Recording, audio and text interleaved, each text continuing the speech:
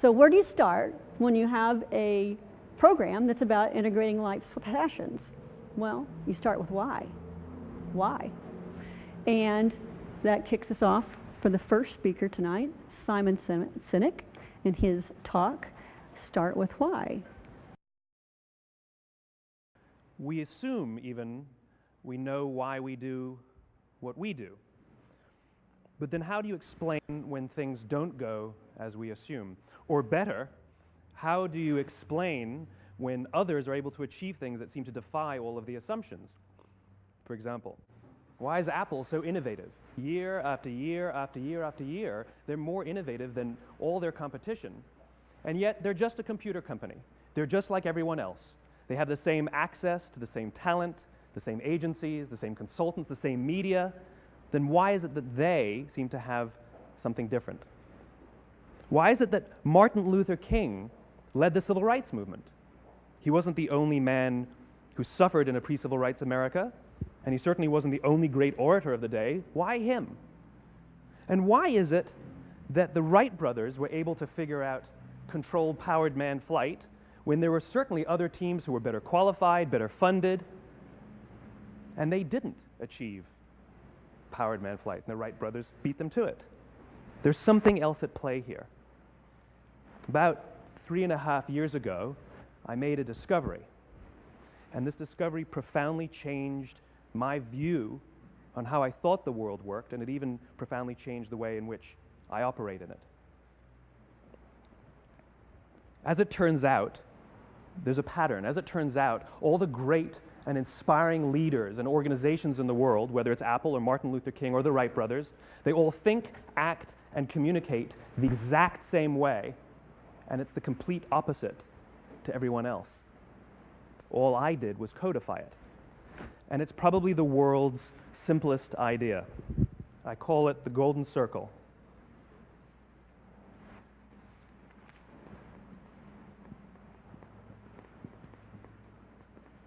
Why, how, what? This little idea explains why some organizations and some leaders are able to inspire where others aren't. Let me define the terms really quickly. Every single person, every single organization on the planet knows what they do, 100%. Some know how they do it, whether you call it your differentiating value proposition or your proprietary process or your USP. But very, very few people or organizations know why they do what they do. And by why, I don't mean to make a profit. That's a result. It's always a result. By why, I mean what's your purpose? What's your cause? What's your belief? Why does your organization exist? Well, as a result, the way we think, the way we act, the way we communicate is from the outside in. It's obvious. We go from the clearest thing to the fuzziest thing. But the inspired leaders and the inspired organizations, regardless of their size, regardless of their industry, all think, act, and communicate from the inside out. Let me give you an example. I use Apple because they're easy to understand and everybody gets it. If Apple were like everyone else, a marketing message from them might sound like this. We make great computers. They're beautifully designed, simple to use, and user-friendly. Want to buy one? Meh. And that's how most of us communicate. That's how most marketing is done, that's how most sales is done, and that's how most of us communicate interpersonally. We say what we do, we say how we're different or how we're better, and we expect some sort of behavior, a purchase, a vote, something like that. Here's our new law firm. We have the best lawyers with the biggest clients. We have, we always perform for our clients, do business with us. Here's our new car. It gets great gas mileage. It has, leather seats. Buy our car. But it's uninspiring. Here's how Apple actually communicates. Everything we do, we believe in challenging the status quo. We believe in thinking differently. The way we challenge the status quo is by making our products beautifully designed, simple to use, and user-friendly. We just happen to make great computers. Want to buy one? Totally different, right? You ready to buy a computer from me? All I did was reverse the order of the information. People don't buy what you do, people buy why you do it. People don't buy what you do, they buy why you do it. This explains why every single person in this room is perfectly comfortable buying a computer from Apple. But we're also perfectly comfortable buying an MP3 player from Apple, or a phone from Apple, or a DVR from Apple. But as I said before, Apple's just a computer company. There's nothing that distinguishes them structurally from any of their competitors. Their competitors are all equally qualified to make all of these products. In fact, they tried. A few years ago, Gateway came out with flat screen TVs. They're eminently qualified to make flat screen TVs. They've been making flat screen monitors for years. Nobody bought one. Dell came out with MP3 players and PDAs. And they make great quality products, and they can make perfectly well-designed products, and nobody bought one. In fact, talking about it now, we can't even imagine buying an MP3 player from Dell. Why would you buy an MP3 player from a computer company? But we do it every day. People don't buy what you do, they buy why you do it. The goal is not to do business with everybody who needs what you have. The goal is to do business with people who believe what you believe. Here's the best part. None of what I'm telling you is my opinion. It's all grounded in the tenets of biology, not psychology, biology. If you look at a cross-section of the human brain, looking from the top down, what you see is the human brain is actually broken into three major components that correlate perfectly with the golden circle. Our newest brain, our Homo sapien brain, our neocortex, corresponds with the what level. The neocortex is responsible for all of our rational and analytical thought and language. The middle two sections make up our limbic brains, and our limbic brains are responsible for all of our feelings, like trust and loyalty. It's also responsible for all human behavior, all decision-making, and it has no capacity for language. In other words, when we communicate from the outside in, yes, people can understand vast amounts of complicated information like features and benefits and facts and figures. It just doesn't drive behavior. When we communicate from the inside out, we're talking directly to the part of the brain that controls behavior, and then we allow people to rationalize it with the tangible things we say and do. This is where gut decisions come from. You know, sometimes you can give somebody all the facts and your figures, and they say, I know what all the facts and details say, but it just doesn't feel right. Why would we use that verb? It doesn't feel right. Because the part of the brain that controls decision-making doesn't control language. And the best we can muster up is, I don't know, it just doesn't feel right.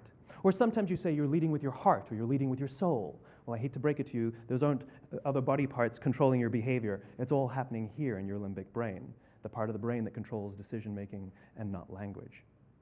But if you don't know why you do what you do, and people respond to why you do what you do, then how will you ever get people to vote for you or buy something from you, or more importantly, be loyal and want to be a part of what it is that you do? Again, the goal is not just to sell people who need what you have. The goal is to sell to people who believe what you believe. The goal is not just to hire people who need a job. It's to hire people who believe what you believe.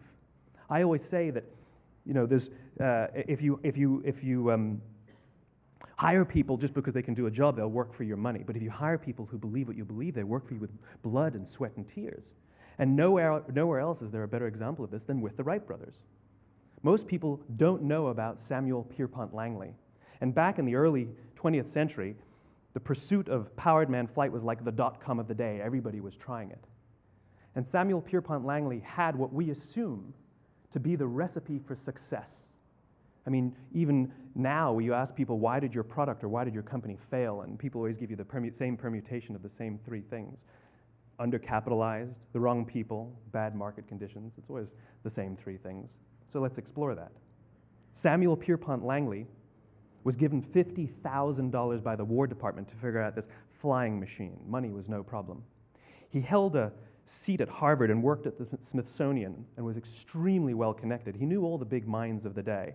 He hired the best minds money could find, and the market conditions were fantastic. The New York Times followed him around everywhere, and everyone was rooting for Langley. And how come we've never heard of Samuel Pierpont Langley? A few hundred miles away in Dayton, Ohio, Orville and Wilbur Wright. They had none of what we consider to be the recipe for success. They had no money. They paid for their dream with the proceeds from their bicycle shop. Not a single person on the Wright brothers' team had a college education, not even Orville or Wilbur. And the New York Times followed them around nowhere. The difference was Orville and Wilbur were driven by a cause, by a purpose, by a belief. They believed that if they could figure out this flying machine, it'll change the course of the world. Samuel Pierpont Langley was different. He wanted to be rich and he wanted to be famous. He was in pursuit of the result. He was in pursuit of the riches. And lo and behold, look what happened. The people who believed in the Wright brothers' dream worked with them with blood and sweat and tears. The others just worked for the paycheck. And they tell stories of how every time the Wright brothers went out, they would have to take 5 sets of parts because that's how many times they would crash before they came in for supper. And eventually, on December 17th, 1903, the Wright brothers took flight. And no one was there to even experience it. We found out about it a few days later. And further proof that Langley was motivated by the wrong thing, the day the Wright brothers took flight, he quit. He could have said, "That's an amazing discovery, guys, and I will improve upon your technology." But he didn't. He wasn't first. He didn't get rich. He didn't get famous. So he quit. People don't buy what you do, they buy why you do it. And if you talk about what you believe, you will attract those who believe what you believe. Well, why is it important to attract those who believe what you believe?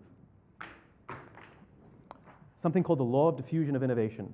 And if you don't know the law, you definitely know the terminology. The first 2.5% of our population are our innovators. The next 13.5% of our population are our early adopters. The next 34% are your early majority, your late majority, and your laggards. The only reason these people buy touch-tone phones is because you can't buy rotary phones anymore. We all sit at various places at various times on the scale, but what the law of diffusion of innovation tells us is that if you want mass market success or mass market acceptance of an idea, you cannot have it until you achieve this tipping point between 15 and 18% market penetration, and then the system tips. And I love asking businesses, what's your conversion on new business? And they love to tell you, oh, it's about 10% proudly. Well, you can trip over 10% of the customers. We all have about 10% who just get it. That's how we describe them, right? That's like that gut feeling, oh, they just get it. The problem is, how do you find the ones that just get it before you're doing business with them versus the ones who don't get it? So it's this here, this little gap, that you have to close, as Geoffrey Moore calls it, crossing the chasm. Because you see, the early majority will not try something until someone else has tried it first. And these guys, the innovators and the early adopters, they're comfortable making those gut decisions. They're more comfortable making those intuitive decisions that are driven by what they believe about the world and not just what product is available. These are the people who stood online for 6 hours to buy an iPhone when they first came out, when you could have just walked into the store the next week and bought one off the shelf. These are the people who spent $40,000 on flat-screen TVs when they first came out, even though the technology was substandard. And by the way, they didn't do it because the technology was so great. They did it for themselves. It's because they wanted to be first. People don't buy what you do, they buy why you do it. And what you do simply proves what you believe. In fact, people will do the things that prove what they believe. The reason that person bought the iPhone in the first 6 hours, or stood in line for 6 hours, was because of what they believed about the world and how they wanted everybody to see them. They were first. People don't buy what you do, they buy why you do it. So let me give you a famous example, a famous failure and a famous success of the law of diffusion of innovation. First, the famous failure. It's a commercial example. As we said before a second ago, the recipe for success is money and the right people and the right marketing conditions, right? You should have success then. Look at TiVo. From the time TiVo came out about 8 or 9 years ago to this current day, they are the single highest quality product on the market. Hands down, there is no dispute. They were extremely well funded. Market conditions were fantastic. I mean, we use TiVo as a verb. I TiVo stuff on my piece of junk Time Warner DVR all the time. But TiVo is a commercial failure. They've never made money. And when they went IPO, their stock was at about $30 or $40 and then plummeted, and it's never traded above 10. In fact, I don't think it's even traded above 6, except for a couple of little spikes. Because you see, when TiVo launched their product, they told us all what they had. They said, we have a product that pauses live TV, skips commercials, rewinds live TV, and memorizes your viewing habits without you even asking. And the cynical majority said, we don't believe you, we don't need it, we don't like it, you're scaring us. What if they had said, if you're the kind of person who likes to have total control over every aspect of your life, boy, do we have a product for you. It pauses live TV, skips commercials, memorizes your viewing habits, etc., etc. People don't buy what you do, they buy why you do it, and what you do simply serves as the proof of what you believe. Now let me give you a successful example of the law of diffusion of innovation. In the summer of 1963, 250,000 people showed up on the Mall in Washington to hear Dr. King speak. They sent out no invitations, and there was no website to check the date. How do you do that? Well, Dr. King wasn't the only man in America who was a great orator. He wasn't the only man in America who suffered in a pre-civil rights America. In fact, some of his ideas were bad, but he had a gift.